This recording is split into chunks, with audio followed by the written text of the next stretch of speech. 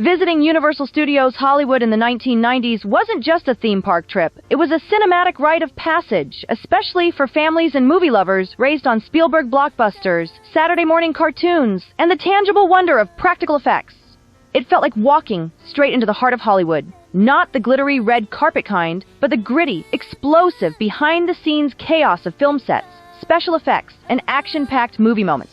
Perched in the hills overlooking Los Angeles, the park seemed to buzz with energy, drawing in tourists from across the United States and around the world. They came armed with fanny packs, disposable cameras, sun visors, and souvenir maps, folded and refolded a dozen times by lunch. Nearly every group had at least one person rocking a fresh Universal Studios tee, usually with a swirling globe logo or a dinosaur roaring in mid-lunge. It was a time before digital overload and motion simulator overkill, when most attractions relied on physical sets, animatronics, stunt performers, and real pyrotechnics. The park leaned heavily on its studio roots, giving guests a taste of what it meant to be inside a working Hollywood backlot. For many people, though, the Universal Studios experience began long before you went anywhere near the park. From travel agents and selected stores, you could grab yourself the Universal Studios Hollywood, a universe of Cinemagic VHS tape, a promotional video released in 1991 and then re-released in 1994 after the opening of the Waterworld and Jurassic Park venues. Presented by John Forsythe, famous for Charlie's Angels, The Trouble with Harry, and the Al Pacino legal drama, and Justice for All, Forsythe would let potential visitors peek behind the curtain at Universal Studios to show movie-making in action, and how the many attractions and venues were operated. These included previews of the rides running, with sets being torn apart and blown to pieces, before being put back together again in seconds, ready for the next round of visitors. For many kids growing up in the 1990s, even if they had already been to the park, this VHS tape was essential viewing, building the excitement for this magical place to fever pitch and causing many begging and pleading sessions to visit around the dinner table. The video captured the true essence of Universal Studios Hollywood in the 1990s, especially the world-famous studio tour, which was less an amusement ride and more a storytelling journey on wheels. The tram would weave through actual sets used in films and television, sometimes still active during production. Guests would gawk at the familiar streets of New York and the suburbs of Desperate Housewives, but the real highlights came in the form of dramatic encounters that blurred the line between fiction and reality. The moment the tram turned a corner into the fictional town of Amity from Jaws, there was a collective hush before the inevitable screams. Out of the seemingly calm water leapt the legendary mechanical shark, its gaping jaws chomping through foam and mist, drawing gasps, laughter, and sometimes tears from the younger passengers. Some kids covered their faces with their souvenir maps. Others clung desperately to the safety of a parent's arm, or even the arm of a stranger who just happened to be sitting next to them. And no sooner had everyone calmed down than the tram plunged into a darkened subway station to simulate the terrifying effects of a major earthquake.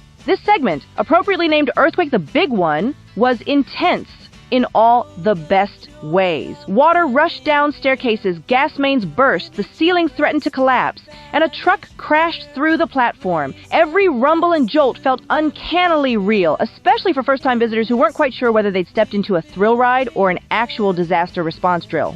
And then there was King Kong, a legend among theme park animatronics. Based on the famous 1976 remake of the original, in which Kong climbed to the top of the World Trade Center, the experience placed guests in a faux New York street scene, where buildings loomed on either side and the air thickened with tension. As the tram passed through, King Kong emerged, towering, loud, and unbelievably lifelike. His massive head loomed in from the dark, eyes glinting, mouth opening to reveal rows of teeth, and, most memorably, that bizarre yet unmistakable burst of banana-scented breath. Yes, the great ape didn't just roar, he breathed on you. It was a detail so odd and specific that it burned itself into memory. Some guests laughed, others winced, and a few even swore off bananas entirely after the encounter. Among the most beloved attractions, however, was Back to the Future, the ride. This was not merely a ride, it was an experience, complete with a rich narrative that continued the adventures of Doc Brown and the ever-troublesome Biff. Housed inside the gleaming Institute of Future Technology, the pre-show waiting area included lab displays, video monitors, and cleverly placed Easter eggs for fans of the trilogy. Guests would climb into sleek 8-passenger DeLorean simulators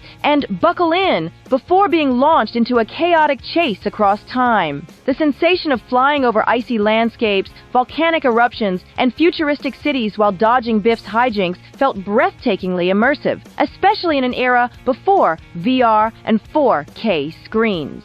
What really stuck with people was the way the ride balanced thrilling motion with storytelling. It wasn't just a roller coaster in disguise, it was a movie sequel you got to feel in your bones. Away from the studio tour, there were also the standalone attractions, and one of the most beloved experiences was the E.T. Adventure, which stood out from the action-packed roster by offering something quieter, softer, and more imaginative. This was a ride built on wonder, not adrenaline.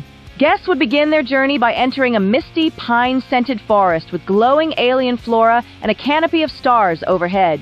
The smell of the pine trees from the queue line was oddly specific and surprisingly evocative. People still talk about it decades later. The chilled air and soft music gave the whole space a dreamy, almost sacred quality, like you were about to witness something very special. Riders boarded suspended bicycles and took off on a gentle flight through the woods, dodging government agents and reuniting E.T. with his friends on the distant, glowing planet of the Green Planet. And then came the legendary moment at the end. E.T., in his raspy little voice, saying your name. It didn't always work, but when it did, it felt like a miracle. It was a simple effect, but to a kid in the 90s, it might as well have been sorcery. One of the standout productions from that era was the Wild Wild Wild West stunt show, which managed to deliver explosive chaos and slapstick comedy in equal measure. The show, set in a dusty, sun-baked Old West town, played like an homage to classic westerns, but with a tongue-in-cheek flair that kids and adults could both appreciate. Performers hurled themselves from rooftops, swung from saloon balconies, leapt off horses, and got shot in dramatic fashion, all while cracking jokes and egging on the crowd. The timing was sharp, the stunts were big, and the finale usually involved a massive explosion that sent a cloud of smoke billowing across the amphitheater. It wasn't just a show, it was a living, breathing action set, the kind you'd imagine seeing behind the scenes of an actual movie shoot. Guests didn't just watch, they felt the show, thanks to the booming sound effects and carefully crafted practical pyrotechnics that could make your seat rumble.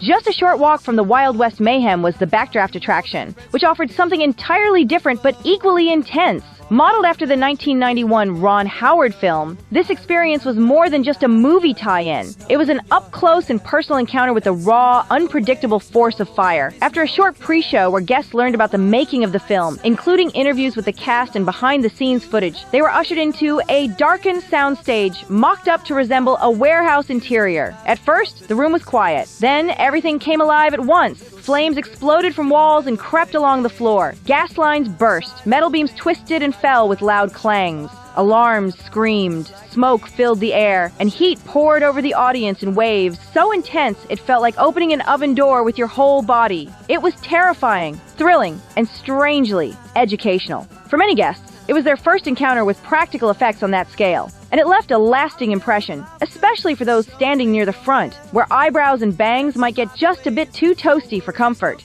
Then there was the Universal Monsters Horror Makeup Show, a perfect blend of old-school horror homage and live stagecraft. Nestled in its own intimate theater space, the show walked a brilliant line between educational and ridiculous. The format followed a couple of energetic hosts, usually one playing it straight and the other hamming it up, who guided the audience through the magic behind monster movie makeup. They demonstrated how classic horror characters like Dracula, the Mummy, or the Creature from The Black Lagoon were created using a combination of latex prosthetics, sound design, animatronics, and camera trickery. Live demos included blood-spurting effects, moving creature parts, and sudden fake scares that always got a scream from someone in the front row. Audience participation was a big part of the fun, with guests sometimes brought on stage to assist with gags or transformed, temporarily, into monsters themselves. It was part haunted house, part masterclass, and entirely unlike anything else in the park. Horror fans and comedy lovers alike walked out grinning. Just around the corner, another slice of cinematic nostalgia was waiting in the form of the Ghostbusters Spooktacular. Long before interactive theater became a buzzword, this attraction delivered the goods. The show combined cutting-edge projections, animatronic sound effects, and good old-fashioned stagecraft to recreate the Ghostbusters battle against mischievous spirits. The build-up started in the pre-show, which sometimes featured a life-sized wobbly Slimer floating above or slithering across screens to set the tone. Guests were ushered into a theater where lights flickered, alarms blared, and proton packs powered up. Fog machines pumped clouds across the floor, lasers shot through the air, and at the peak of the action, a massive ghost. Sometimes Stay Puft, sometimes another chaotic specter would appear for the grand finale. The show hit all the right notes. Funny, loud, weirdly spooky, and packed with quotable lines. For kids of the 90s who worshipped the Ghostbusters cartoons or movies, it felt like stepping into their Saturday morning fantasies. And then there was Waterworld, a live sea war spectacular, a title that probably raised more than a few skeptical eyebrows when it was first announced, especially given the lukewarm reception of the film it was based on. The movie had been a box office gamble, a notorious example of Hollywood excess with a famously bloated budget, and many expected its theme park counterpart to quietly fade away. Instead, it did the opposite. The show turned out to be an explosive, adrenaline-pumping triumph, one of Universal Studios Hollywood's most enduring live attractions, captivating audiences for decades and holding its own against any high-octane Hollywood production. The scale of the production was impressive even before the action began. Guests filed into an outdoor amphitheater facing a massive floating set that looked ripped straight out of a post-apocalyptic fever dream. The arena was surrounded by pools of real water, with towering platforms, creaky catwalks, rusted towers, and industrial props hinting at chaos to come. From the very first moment, the audience was immersed in a war-torn world where resources were scarce. Trust was thinner than the platforms the stunt actors jumped from, and every second felt like it could erupt into mayhem. The story picked up where the movie left off, but you didn't need to be familiar with Kevin Costner's aquatic exploits to enjoy what unfolded. Stunt performers burst onto the scene on high-speed jet skis, carving through the water and executing tight spins, water sprays soaking the front rows, aka the splash zone. Explosions rocked the set as villains stormed in, zip lines buzzed overhead, and characters dove off rooftops in mid-fight. One particularly jaw-dropping moment involved a full-sized float plane that actually flew over the set and crashed into the water with a thunderous boom, complete with a wall of mist and flames. The combination of real stunts, practical effects, and live pyrotechnics made Waterworld feel like you were watching a stunt-heavy action movie being filmed live and in real time, with no room for error. The cheers that erupted during the grand finale, just as the heroes triumphed and the villains went up in flames, were loud enough to echo across the park. Even today, with more screen-based attractions dominating the theme park landscape, Waterworld still stands tall as one of the few remaining action shows that delivers non-stop thrills without a single digital projection in sight. The one word of advice, if you don't want to get wet, sit a few rows back from the front. Trust me, I learned the hard way. Meanwhile, over in the lower lot, Universal Studios was getting ready to unleash something even bigger, or at least taller and with more teeth. Jurassic Park the ride, launched in the mid-90s, was a game-changer in every sense of the word. Based on the smash hit Steven Spielberg film, the attraction was Universal's way of proving that animatronics and special effects could coexist with storytelling and genuine suspense. The moment you entered the queue, which snaked through tropical foliage and faux research facilities, you were pulled into the illusion that you were truly visiting John Hammond's island of cloned dinosaurs. The theming was rich, filled with flickering screens, ominous dinosaur roars in the distance, and the hum of power generators that felt just a little too fragile. Once aboard the ride, passengers settled into large raft-style boats and embarked on what was supposed to be a scenic cruise past gentle, majestic herbivores. Animatronic stegosauruses and ultrasauruses dipped their heads to drink, and you could almost forget you were on a thrill ride, until things, predictably, went off the rails. Suddenly, a loud alarm blared. The Jurassic Park logo, so comforting a moment ago, now flashed red. Fences were down. Raptor containment had failed. Your boat veered off course into restricted territory where water splashed, lights flickered, and the ominous growls of unseen predators closed in. The ride built tension expertly as the boat floated through a ruined facility, the walls scorched, monitors sparking, carnivorous dinosaurs lunged from the shadows, their jaws snapping inches from riders' faces. The climax came with a towering, fully animatronic Tyrannosaurus Rex roaring down from above, its mouth opening wide just as the boat plummeted down an 84-foot drop into a waiting splash pool. The scream-inducing plunge not only soaked the front rows, it soaked them to the bone, but it also left everyone laughing, breathless, and wanting to line up again. The gift shop immediately afterward sold souvenir towels, ponchos, and just about anything with a T-Rex on it, and business was booming. And then, toward the end of the 1990s, Universal Studios Hollywood unveiled one of its most cutting-edge, jaw-dropping attractions to date. T2 3D Battle Across Time. This wasn't just another movie-based ride, it was a full-on theatrical experience that redefined what theme park storytelling could look like. Opened in 1999, the attraction represented a bold leap forward in immersive entertainment, merging cinematic spectacle with live-action performance in a way that felt ahead of its time. Based on James Cameron's Terminator franchise, it wasn't merely inspired by the movies, it expanded on them, pulling visitors deeper into the dystopian world of machines, resistance fighters, and humanity's last stand. What made T2 3D so remarkable was its seamless blend of traditional stage acting and three-dimensional film. Guests would enter a theater that looked like a tech company's high-security demo room, Cyberdyne Systems to be exact, where a corporate pitch presentation slowly devolved into chaos as John Connor and the T-800 himself stormed in to warn about the rise of Skynet. The experience kicked into high gear when the walls literally split open and live actors sprinted down the aisles, blending effortlessly with the pre-recorded footage on a massive 3D screen. The illusion was so precise that audiences often forgot where the movie ended and the live action began. At one point, the T-800 rides a motorcycle straight off the screen and into the live set, a visual sleight of hand that elicited gasps from every crowd. Then came the explosive entrance into the war-torn future, where chrome machines stalked the shattered remnants of humanity. Lasers cut through darkness, and the full force of Skynet's power was revealed in bombastic, relentless detail. The 3D visuals were sharp and aggressive, with projectiles and shrapnel seeming to fly out of the screen and into the audience. Meanwhile, seats rumbled, lights flashed, and the air filled with smoke and the heat of pyrotechnics, creating an all-encompassing sensory assault. Every detail, from the sound design to the practical effects, was engineered to make you feel like you were right there on the battlefield, dodging Terminators and fighting to survive. But thrills weren't Universal's only strength in the 1990s. The park also had a firm grip on pop culture, and nowhere was this more apparent than in its collaborations with Nickelodeon. While Nickelodeon Studios had its main campus in Orlando, the Hollywood park still had a strong Nick presence, especially during summer and holiday events. Kids were drawn like magnets to any sign of green slime, orange team shirts, or inflatable obstacle courses. During select weekends, special programming brought mock tapings of Double Dare to life, complete with goofy physical challenges, whipped cream pies, and the ever-present threat of being slimed. For young visitors, the idea that they could end up on stage or even just in the splash zone was exciting and a little bit terrifying. There were also slime zones themed after Legends of the Hidden Temple, where kids could pretend to dodge temple guards or solve puzzles like they'd seen on TV.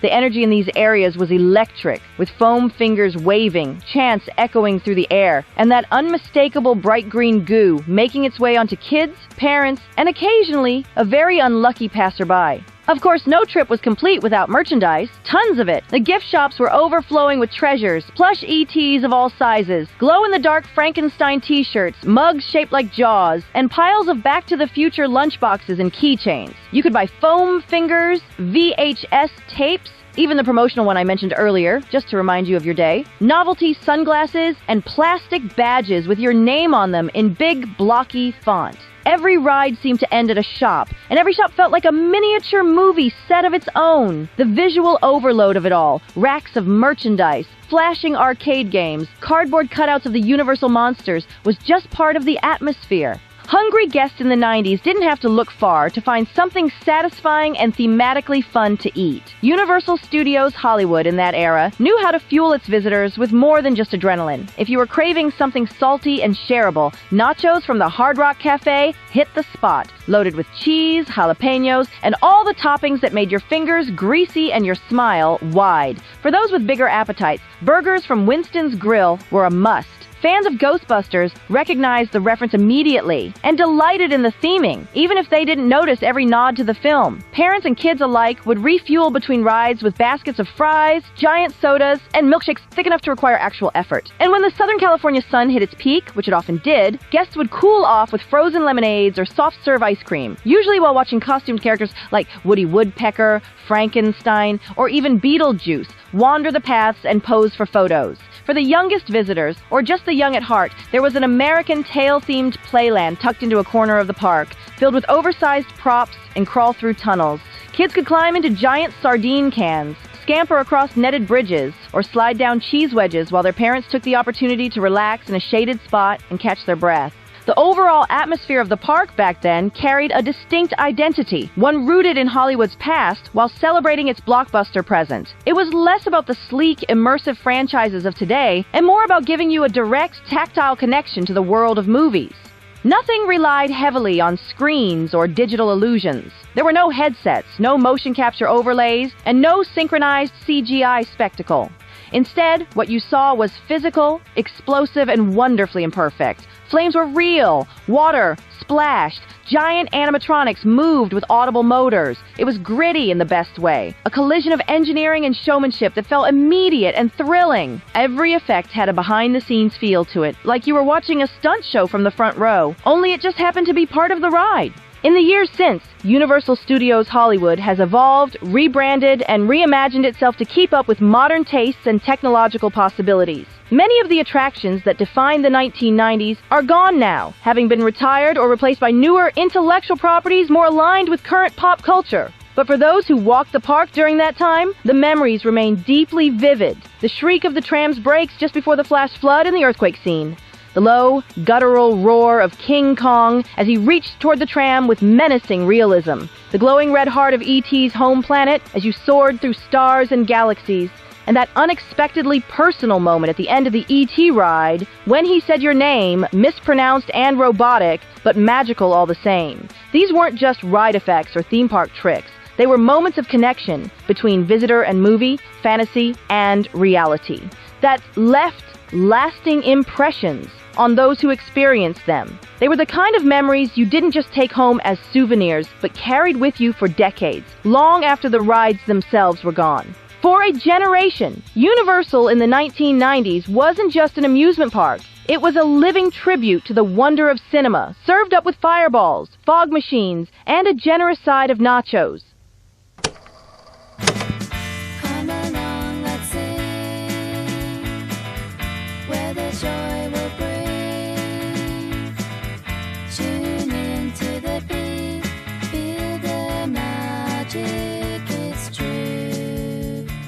Channel 199 on X, we're here just for you, for you.